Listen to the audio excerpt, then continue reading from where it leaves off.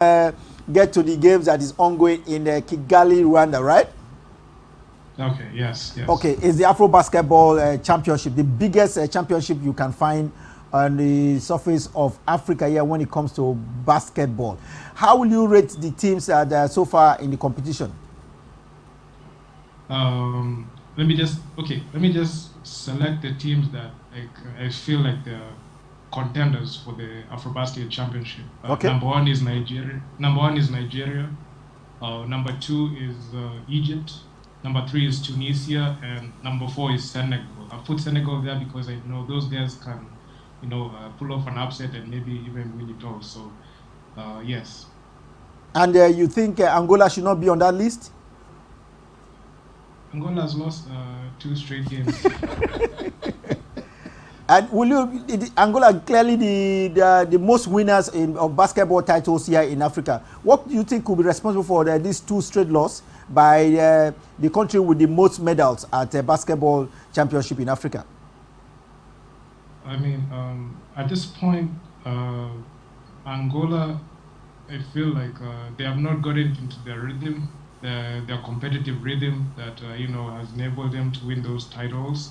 But I feel like right now the AfroBasket is open for the taking. The team that really wants it more, the way I've seen Nigeria wants it more, the way I've seen Tunisia and Egypt want it more, and the way I've seen Senegal, the way they have been playing, I can say that those teams really, those 4 teams are my pick to make them even the finals or even win it all. So those are the teams that I have winning. Well, let's narrow it down to Nigeria and Kenya now. We know that Kenya have lost 2 consecutive games to Nigeria, 11-55, and Kenya have equally lost to Cote d'Ivoire. What is going on with your home country team, Kenya? Okay, I've been analyzing the Kenya Morans basketball. I feel like they are very solid in the first half. They start games pretty well, especially in the Cote d'Ivoire game. They started pretty well in the first half. The first quarter and second quarter, Tyler Ongwae was getting into his shot. But in the second half, that's where they're not able to, keep up with the same competitive energy and strength to finish the game. And also, I feel like the way Kenya started this game with Nigeria, in the first quarter, they only scored like 8 points to Nigeria's 20. That slow start really, it really hurt the progression of even the comeback for even winning. But it has been a trend which I've seen even through the qualifiers. Senegal, even the first time, they were able to exploit this flaw Kenya had in not being able to compete pretty well in the second half of games. And this thing has really stifled winning. Even you can see it in the Angola game, although we won with Angola, but it had a slow start. But in the Mozambique game, we lose games in the second half. So that's the thing that I came to realize yesterday, the day before yesterday, and today. So yes. Okay, let's look at it. So with 2 consecutive losses by Kenya, do you think they have a chance of getting to the knockout stages? To be optimistic, I know this is the game of basketball. Anything can happen, but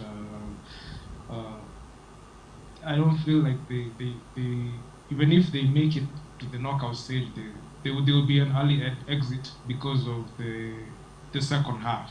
Like I said, the second half basketball is pretty lacking, and offensive and defensive sets are not, at par with those teams that are pretty elite, like Nigeria, like a Cote d'Ivoire, like an Egypt, like a Tunisia, like a Senegal.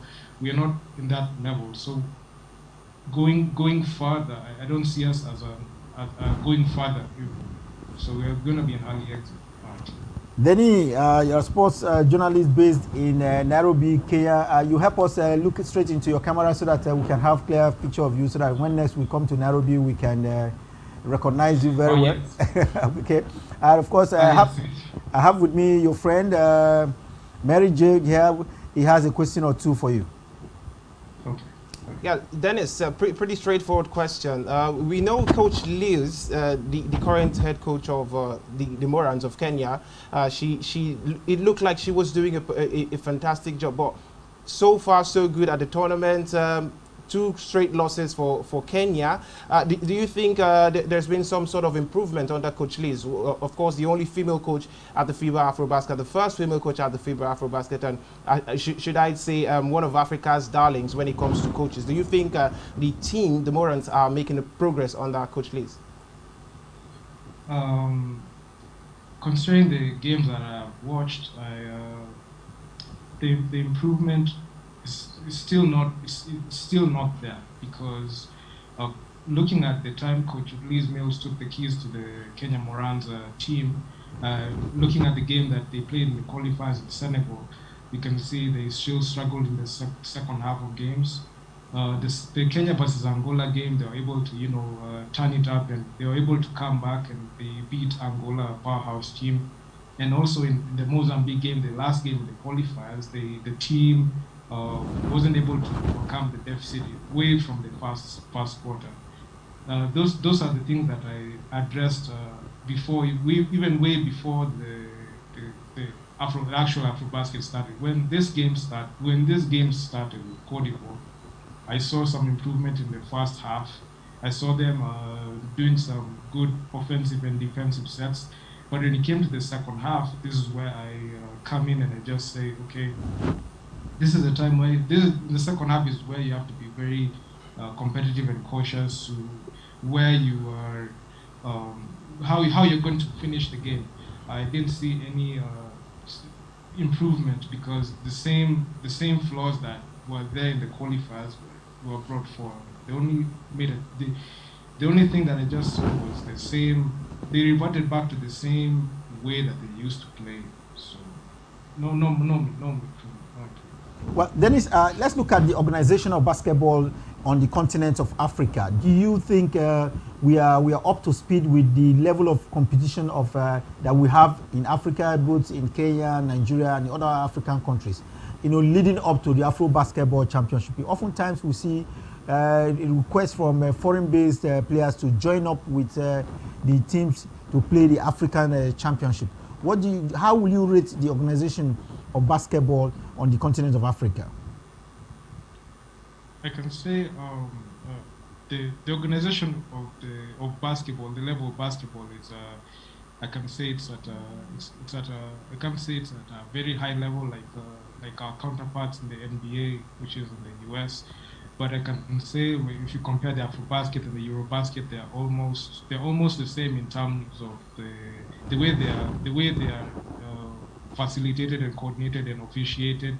But when it comes to the level of talent, I can say the talent is there, but the thing that can be able to get us over that level to be elite is I can say the thing that we need to add on is coaching, a lot of coaching that we need, especially from overseas. We can get those guys to come in, because the talent is there already, and the flashes of talent, as you can see from the guys who have come in and played, it's there. So I feel like the coaching staff should be improved. They can bring more guys to teach offensive and defensive sets to the teams regularly.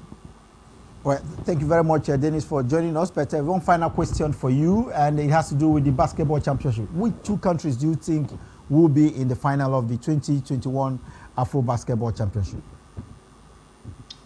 I will pick Nigeria versus. Okay, this is a tiebreaker between Tunisia or Egypt. Those two. Okay.